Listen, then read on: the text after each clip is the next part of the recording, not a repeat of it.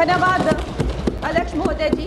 आज से 1 साल पहले हमारे माननीय गृह मंत्री श्री अमित शाह जी ने यशस्वी प्रधानमंत्री श्री नरेंद्र मोदी जी के नेतृत्व में पूरे देश के सामने संकल्प लिया था, घोषणा की थी कि मार्च 31 2026 तक हम ये जो माओवाद है, ये जो लेफ्टिस्ट वामपंथी टेररिज्म है, इसकी जड़ें जो है देश से उखाड़ फेंकेंगे। और आज इस सभा के द्वारा, इसके माध्यम से मैं हमारे गृह मंत्री जी को, हमारी सरकार को बहुत बहुत शुभकामनाएं देती हूँ। ये संकल्प सिद्ध करने के लिए उनकी बहुत सराहना करती हूँ। अध्यक्ष महोदय, 1967 में ये छोटी सी चिंगारी माओवाद की उठी थी। उस वक्त अगर कांग्रेस सरकार चाहती तो इसको उसी वक्त दबा सकती थी, लेकिन उन्होंने क्या किया, उल्टा उन्होंने आदिवासी लोगों को जो है वो सौतेला ट्रीटमेंट दिया। उनके बीच में जो एक वैचारिक दूरियां थी उनको कभी भी उन्होंने खत्म नहीं किया। और जब ये माओवाद की समस्या हम उनके सामने आई तो जैसे मेरे भाई संबित पात्रा ने पूरे देश के सामने आज बताया कि सोनिया जी और राहुल गांधी जी की वामपंथी सरकार प्लस उनके वामपंथी सलाहकार प्लस उनके जो वामपंथी मित्र और ये वामपंथी टेररिस्ट और इनको जो भी जितने भी फंडिंग होती थी, जो भी इनके हथियार होते थे, गोला बारूद होते थे, वो उन लोगों से आते थे जिनके साथ ये कांग्रेस की सरकार उठती बैठती थी। तो हम लोग क्या अपेक्षा कर सकते हैं? क्या कोई समझौता इनके बीच और वामपंथी उग्रवादियों के बीच हो सकता था? नहीं हो सकता था।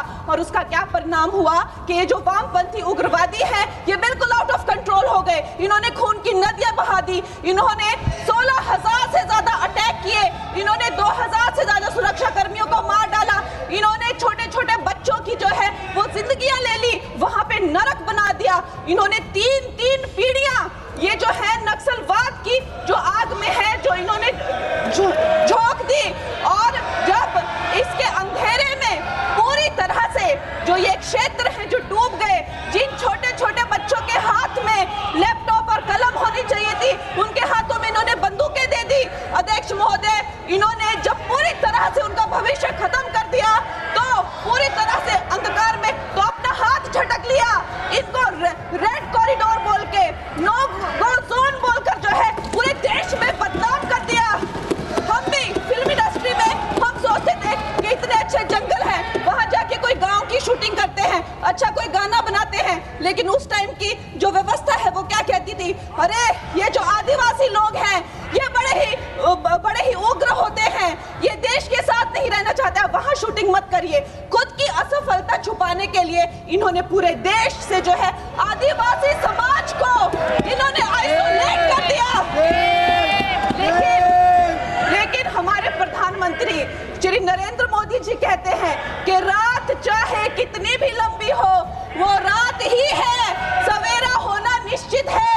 और 2014 में जब प्रधानमंत्री जी की सरकार आई और आज हम देखते हैं कि उन्होंने एक आदिवासी महिला को जो है वो राष्ट्रपति बनाया, उन्होंने हमारे सुरक्षा बलों को जो है वो सशक्त किया और उनको सशक्त करने के बाद उन्होंने वो रेड कॉरिडोर, वो भयानक नो गो जोन को जो है वापस लिया, वहां पे संविधान स्थापित किया। अध्यक्ष महोदय, मैं एक नई सांसद हूँ, मुझे 2 मिनट दीजिए। और खैर प्रधानमंत्री जी ने क्या विकास किया वहां पर, चाहे वो घर बनवाए हो, चाहे वो नल लगवाए हो, चाहे वो 70 लाख महिलाओं को 1,000 की मदद की हो, 21 किस्तों में 13,000 करोड़ दिए हो, या वहां पर जो है जितने भी काम किए हो वो मैं अगर शुरू कर दूं तो आज दिन से रात और रात से फिर दिन हो जाए तो उसमें मैं नहीं जाऊंगी। लेकिन मैं ये जरूर कहूंगी कि जो वहां पे डिजिटल पेमेंट्स हुई है उनका मैं बहुत ही ज्यादा सराहना करती हूँ। उससे जो नक्सलियों का जो वित्तीय नेटवर्क है वो टूटा है, जो वो वसूली का काम करते हैं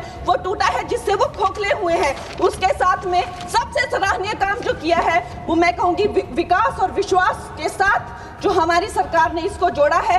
उसके उपरांत जो है उन्होंने जो समर्पण की नीति अपनाई है, 8,000 से ज्यादा युवा जो हैं वो समर्पण कर मुख्य धारा से जुड़े हैं, उनको 5 लाख की राशि और उनको रोजगार दिया जा रहा है। महोदय जी, मेरे पास कहने के लिए तो बहुत है लेकिन मुझे बहुत ही कम समय मिल रहा है। सदन के पास समय नहीं है। इस तरह की नीति हमने दोगो में भी अपनाई है और वहाँ भी बोडो में, आसाम में भी 10,000 से ज्यादा लोगों ने समर्पण किया है। और मैं अंत में अध्यक्ष महोदय जी, मैं यही कहना चाहूंगी कि गृह मंत्री जी ने और प्रधानमंत्री जी ने पूरे देश में यह संदेश दिया है कि ये देश बंदूक की नोक से नहीं चलेगा, ये देश संविधान से चलेगा, ये देश जनता के विश्वास से चलेगा। फिर से मैं अपनी सरकार को बहुत बहुत बधाई देती हूँ। धन्यवाद। श्री हनुमान।